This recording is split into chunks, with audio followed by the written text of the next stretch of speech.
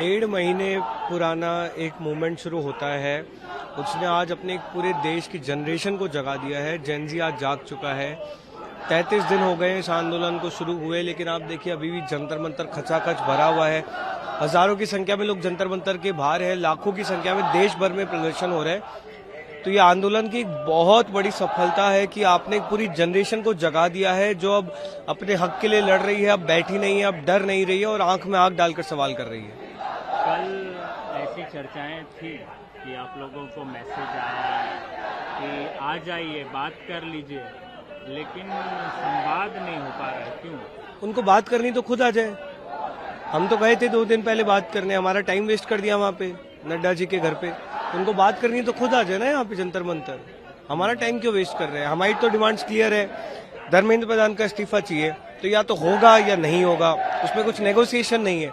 तो आप 1.5 महीने से क्या विचार रहे हैं? मतलब कुछ इसमें विचारने लायक है क्या? या तो आप हटाएंगे या नहीं हटाएंगे। कैबिनेट मिनिस्टर को आप सस्पेंड तो नहीं कर सकते हो, तो या तो हटाओ या मत हटाओ, जो भी है बता दो। इसमें डिस्कशन क्या करना है? आपने चूंकि जेपी नड्डा का जिक्र किया और एएनआई पे ही वो बाइट हुई थी जिसमें आप कह रहे थे कि हमारा टाइम वेस्ट किया गया। आपने ये भी कहा था कि हमारे फोन छीन लिए गए। अब इसी का प्रति उत्तर देते हुए जेपी नड्डा ने एक फोटो डाली है और इसमें दिख रहा है कि आपके पास और जो है सौरभ के पास फोन दिखाई दे रहे हैं।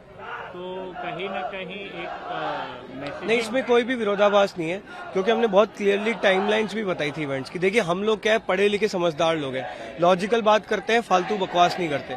12 से 2 के बीच में हमारे फोन्स कॉन्फिस्केटेड थे।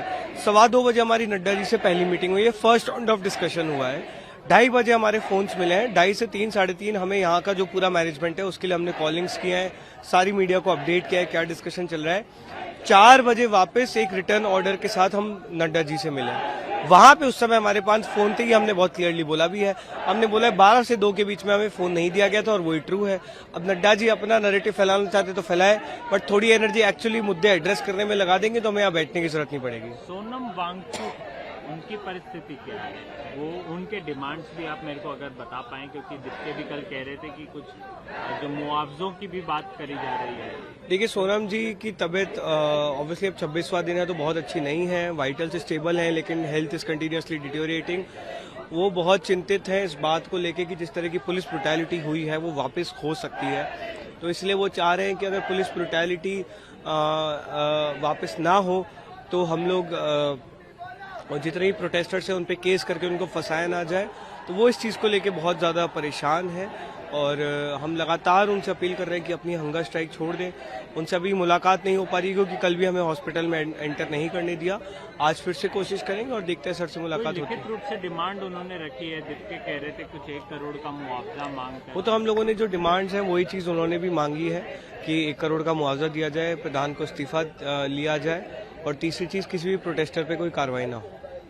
कल भी कुछ क्लिप्स वीडियोस जो हैं वो वायरल हो रहे हैं कि कुछ हलचल हुई थी वहाँ पीछे भीड़ में, और क्या हुआ था अगर आप बता सकें, क्योंकि उसके बाद संभावित है कि इंटरनेट सेवाएं भी यहाँ कुछ देर के लिए बंद कर। नहीं, इंटरनेट तो बंद किया ही गया था। मैं आपको, मेरे फोन में मैसेज आया है, आप हमारे फोन में ये मैसेज चेक कर सकते हैं। ये देखिए, इंटरनेट कल 12:15 बजे रात का मैसेज है, आप चेक कर लीजिए। इसमें इंटरनेट बंद किया गया था, ये तो फैक्ट है। इंटरनेट बंद किया गया था। यहाँ पे हमें बताया गया कि सीआरपीएफ की एक अलग बटालियन भी डिप्लॉय की जा रही है।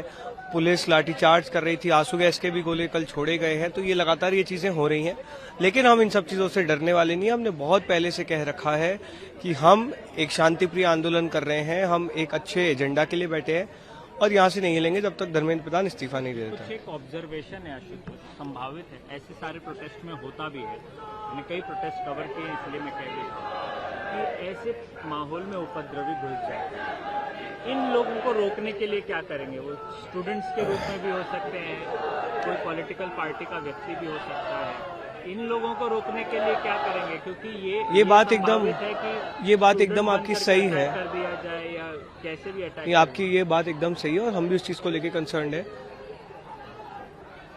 10% फ्रिंज एलिमेंट्स हर प्रोटेस्ट में घुसते हैं जो बदतमीजी करते हैं।